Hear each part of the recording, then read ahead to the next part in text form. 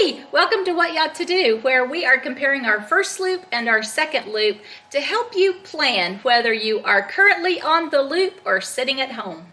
In this episode, we're going to take you from Kaskaskia, where we anchored, and then another anchorage down near the end of the Mississippi, take you up the Ohio River, and going to end up at Paducah, Kentucky. It's just 2 trips, about 163 miles, so let's go.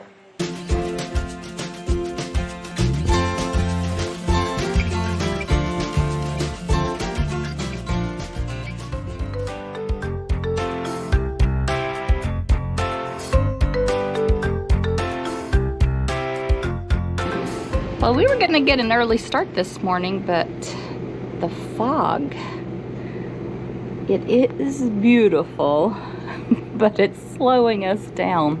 Well, it is a foggy morning, as predicted. One of the things about the rivers is, especially this time of year, temperature, dew point spread.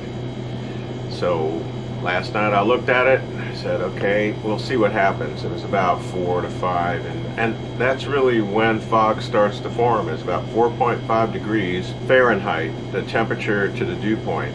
And that, for those of you in the Celsius world, it's about 2.5 degrees Celsius. Here comes somebody that's going to be brave. Looks like somebody's getting ready to go in the fog. My thought is, hey, why not just follow him? But you know what? We're gonna wait. All right, there's a little, looks like a tug that is going in front of us.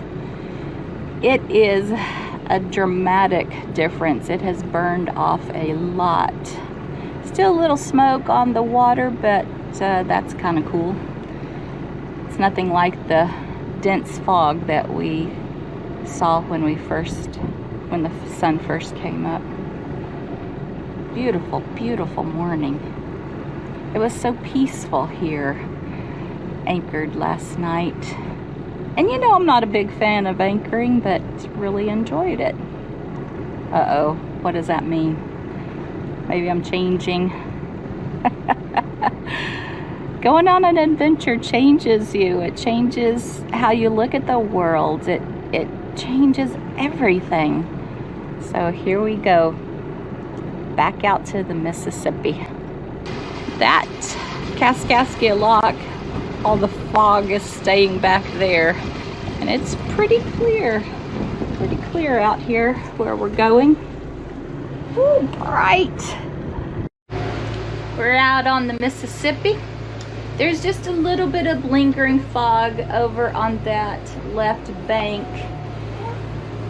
Otherwise, there's tons of eddies we're keeping our eye on.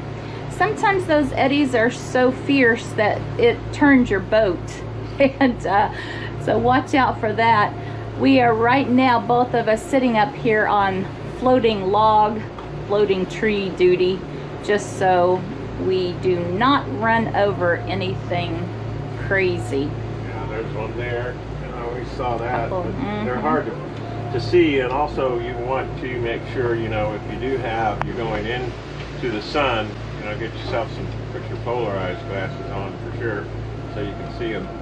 But right now we got pretty good visibility out there to be able to see them. There's another one there. Yeah. Well, we have the Dennis Bottorff here going downstream, and we're about a half mile behind him.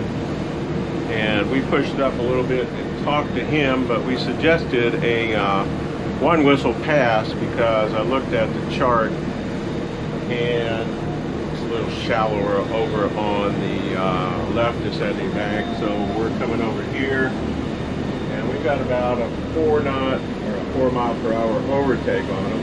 So that ought to be comfortable enough. Obviously there's a lot of things here, but I just passed a big log down one side. And I'm still watching out for debris out here, and also watching our depths. So the Dennis Bottorff looks like he's pushing, I don't know, but see, 1, 2, 3, 4, 5. It's a 5 by 5. That's 25, I believe. It's one of the bigger ones we've seen.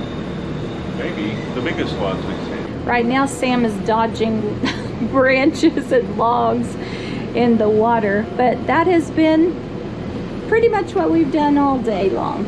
Yeah, kind of getting a little tiring, so we're kind of looking forward to getting to an anchorage and just chilling out for the evening. And we think we can go a little bit further than planned. Got a couple anchorages picked out, so we're just going to see how it progresses along here and go from there.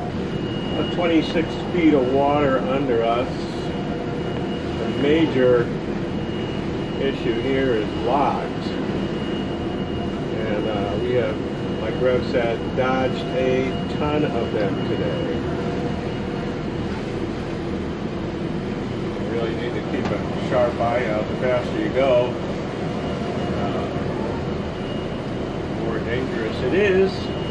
I'm marker 29 on the upper Mississippi River, and we have been dodging logs, sticks, that kind of stuff for the last 5 miles, and looks like a little bit of clear spot here, but we're keeping our eyes peeled. We have a report of around mile 15 or so it starts again, so give yourself a little break. We essentially on this loop we're going to knock out the Mississippi River in 2 days, because we started yesterday and got to the Kaskaskia 117, and we're going to, well, we started at mile 218 at the 117, and now we're going to anchor at around mile 2, and so in the morning we'll be set for heading up the Ohio River and heading into Paducah. So this is an example of why you need AIS on the rivers, and I often say, you know, if I only had to choose between AIS and radar, I'd take the AIS any day.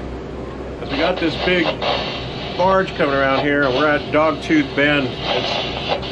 It's about mile 23.7 on the upper Mississippi River, and he's got to navigate this barge around this bend, which is, it's a pretty good bend. Take a look at that right there. You know, so it's a pretty good bend. So a call early to this guy lets him know that you're on the ball, and he said a 1 whistle, so he's going to be pushing that thing, and he's got to get it over here. So we got to get close to the bank and watch our depths.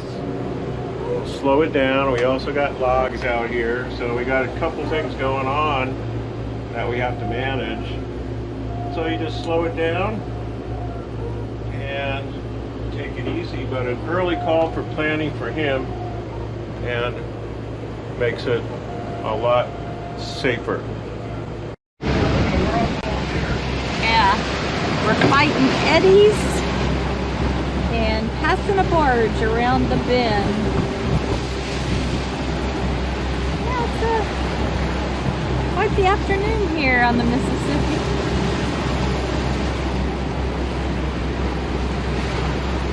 The eddies have been crazy today. I don't know if it's because the river's down a little bit or if they're always crazy. I mean, we were here 2 years ago through here and got to slip and slide around on them.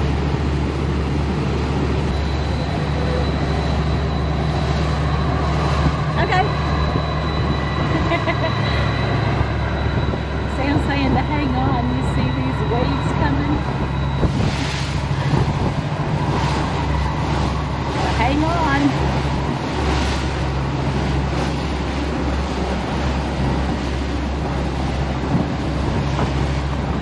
Muddy Mississippi.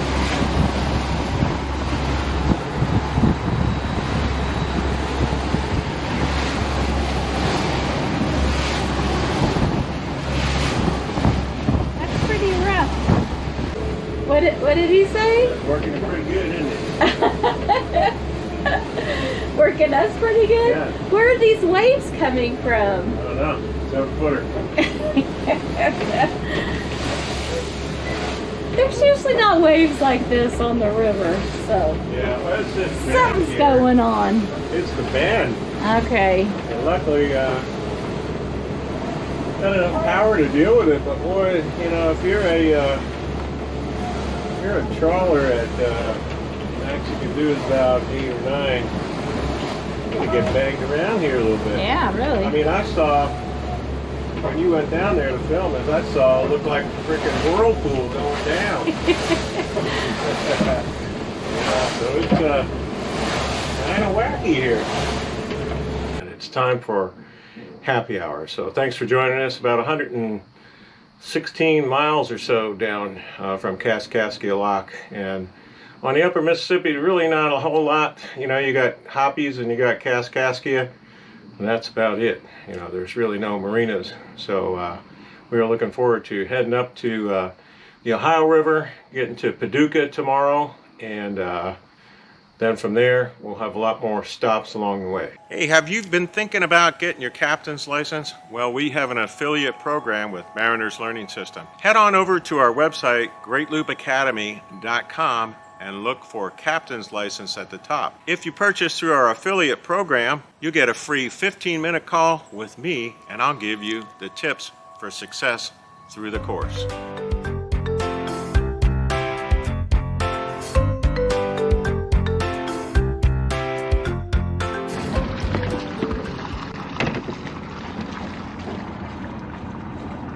We're at a beautiful anchorage, and we ducked into this channel right off of the Mississippi River.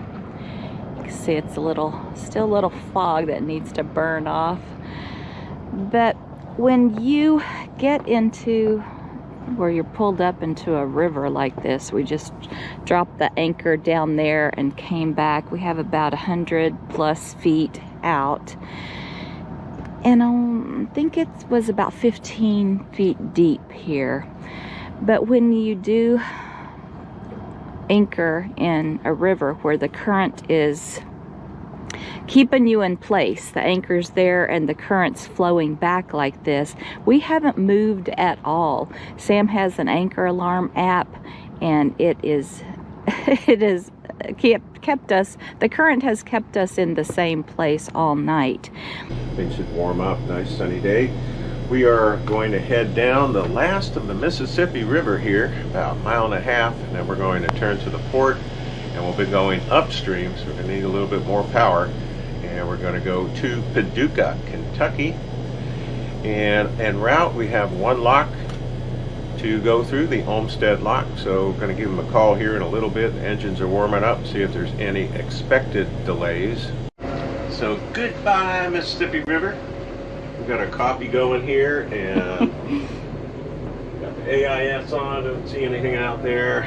We're going to be turning to the port, and set about 1,000 RPM here and see the difference in what we're going to do. In fact, let's push it up here about 1,100. The great thing about the Mississippi is that you're going to save money in fuel because the current takes you right along. Hey, we are here at Homestead Lock, but there's also 3 tows over there and a couple tows and a boat over there.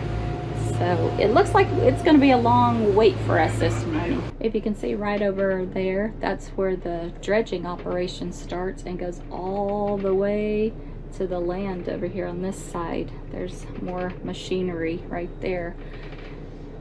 Last time we came through here, we drove right over the wicket. You call that a wicket? The wicket's there. The dam's right there. The lock's on the left, and then the wicket dam. It was lowered, and we drove right past it. It was so nice. Yeah, a lot of action here at Homestead Lock. I hope you cannot hear what Sam's saying, but he's had a bit of a stressful day. If you hear any long silences and you're just watching video, you know I had to edit that out. Anyway, we are making our way to the lock. They're working. We're just taking it easy here. we're following that work vessel in.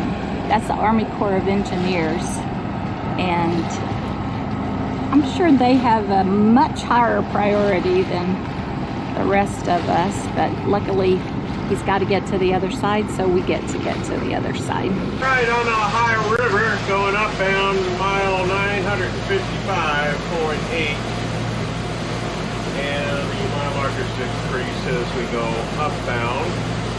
So we have over here, this is Illinois, and over here is Kentucky.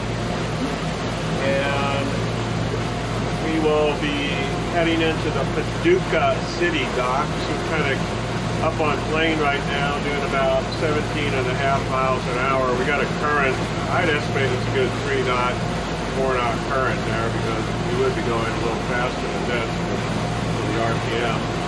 But keeping an eye out for logs. We've only seen one so far, so it looks pretty good to me. And when we get into Paducah, we'll dock, and then we are going to hit the town. It's time to get off the boat. A few nights of anchoring. Get out and get some exercise. Well, we're at the city dock here in Paducah, Kentucky. And as we came in, we were greeted by some friends that we had seen up in Michigan a few months ago. And so shout out to John, the dock master here. He was here a couple years ago. So he worked us in today, and we are just going to love the sunshine and get up and walk around the town. And turn off all our equipment and enjoy the evening. Well, thanks for joining us on this episode of A Tale of Two Loops. Be sure and go to our website, whatyachttodo.com. Click on resources if you need some stuff for the loop. Especially check out the Marriage Savers, also known as the headphones. The system that we use is fantastic. Yeah, they're ear techs, and we wouldn't go on a trip without them. So we'll see you next time on A Tale of Two Loops as we take you from Paducah, Kentucky, all the way to Clifton, Tennessee.